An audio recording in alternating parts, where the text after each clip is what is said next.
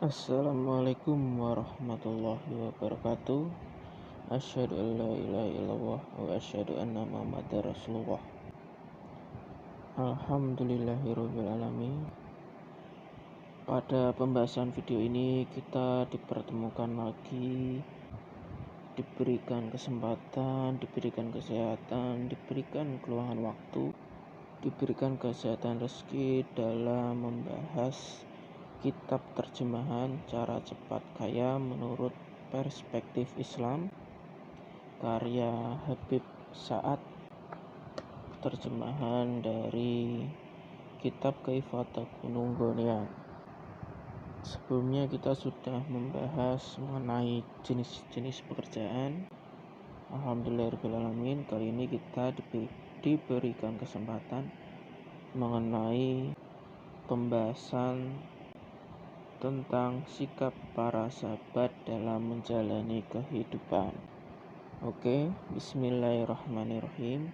Sikap para sahabat dalam menjalani kehidupan.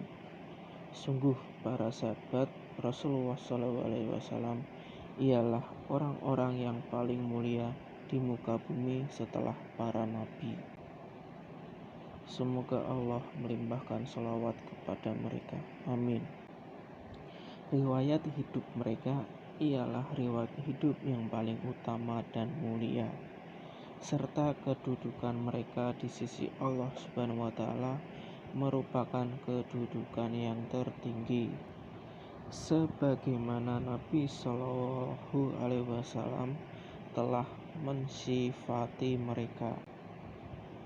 Andai salah satu dari kalian menginfakkan hartanya berupa emas sebesar gunung Uhud, hal itu tidaklah mengungguli satu mud atau segenggam infak para sahabat atau setengahnya. Dan andai salah satu dari kalian menginfakkan hartanya berupa emas sebesar bumi, hal itu tetap tidak bisa mengungguli satu mud atau segenggam infak para sahabat atau setengahnya. Hadis riwayat Muslim. Disinilah kami akan menyebutkan sebagian sikap dan keadaan para sahabat dalam bekerja dan mencari rezeki. Sayyidina Abu Bakar As-Siddiq radhiyallahu anhu, yang telah disepakati oleh seluruh orang Islam bahwa sikapnya ialah hal yang benar dan ketentuan hukumnya ialah hal yang adil. Beliau adalah makhluk paling mulia setelah Nabi Muhammad SAW dalam menegakkan agama dan menjalankan perintahnya. Meski demikian, beliau tetap bekerja. Bahkan setelah diangkat menjadi khalifah atau pemimpin umat Islam, beliau tetap berpendapat bahwa mencari nafkah bagi keluarga ialah hal yang harus dilakukan dan tidak bisa ditinggalkan. Meski seorang khalifah, pemimpin umat Islam, beliau masih pergi ke pasar untuk bekerja demi memenuhi kebutuhan keluarganya. Sampai-sampai sebagian sahabat yang menjumpainya di dalam pasar berkata, "Wahai Khalifah Rasulullah, pulanglah, karena engkau mempunyai tugas untuk mengurus kaum muslimin dan kemaslahatan mereka." Sayyidina Abu Bakar menjawab, "Keluargaku juga menuntut diriku untuk memenuhi kebutuhan mereka."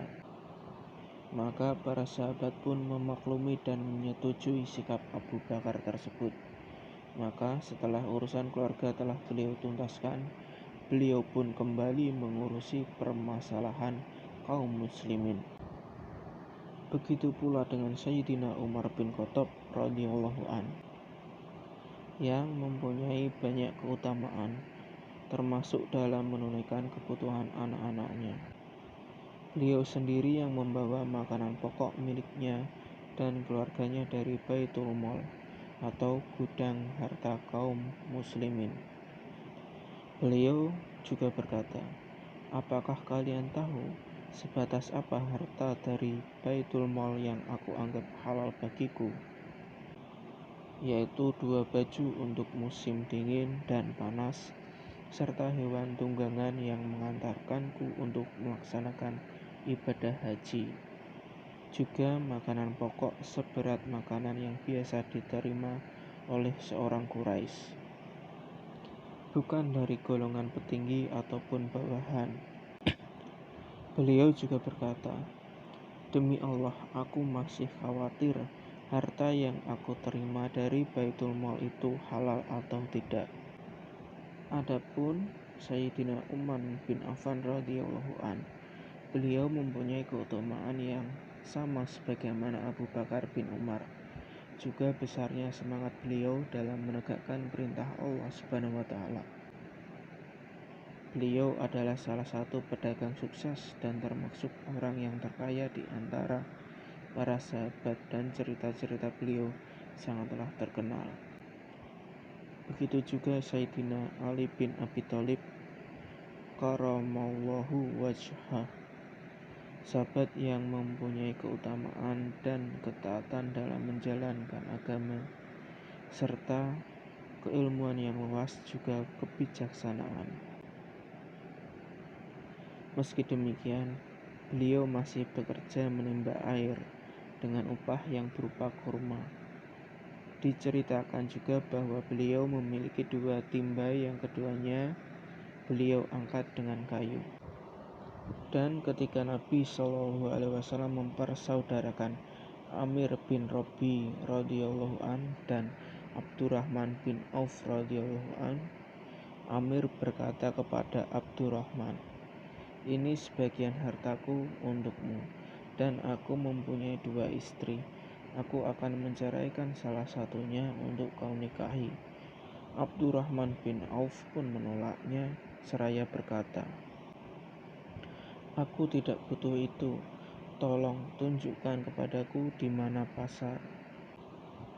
Lalu Abdurrahman pun pergi ke pasar untuk mencari nafkah bagi dirinya. Maka ia pulang dengan membawa minyak samin dan keju sebagai upah atas kerjanya. Abdurrahman bin Auf menolak pemberian Amir bin Robi sebab beliau mengetahui keutamaan dan kemuliaan dalam mencari nafkah. Beliau mengetahui keutamaan gerak seorang dalam mencari rezeki, maka beliau lebih memilih bekerja daripada menerima harta yang baik. Pemberian Amir bin Robi, yaitu salah satu sahabat Nabi SAW yang tidak diragukan lagi akan halalnya harta tersebut. Inilah beberapa contoh dan bukti akan kemuliaan bekerja dan bergerak mencari rezeki yang telah dilakukan oleh pemuka para sahabat Nabi SAW. Begitu juga para tabi'in dan para salaf atau leluhur, juga para ulama dan sholihin yang juga menempuh jalan yang telah ditempuh para sahabat dalam bekerja dan mencari nafkah.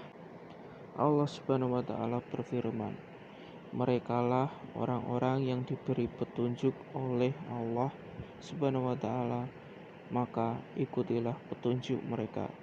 Quran Surat Al-An'am ayat 90. Alhamdulillahirabbil alamin. Demikianlah pembahasan mengenai terjemahan kitab Cara Cepat Kaya menurut perspektif Islam, di mana kita tadi membahas tentang kisah-kisah para sahabat Nabi SAW. Semoga menjadi amal ibadah kita dalam menuntut ilmu dan menjadi permudah kita dalam mencapai hajat dan kemudahan-kemudahan di dunia. Amin. Terima kasih. Assalamualaikum warahmatullahi wabarakatuh. Dan jangan lupa, jika ingin mengikuti videonya atau pembahasan mengenai cara cepat kaya, bisa mengikuti channel Kekuatan Doa ini. Amin. Terima kasih.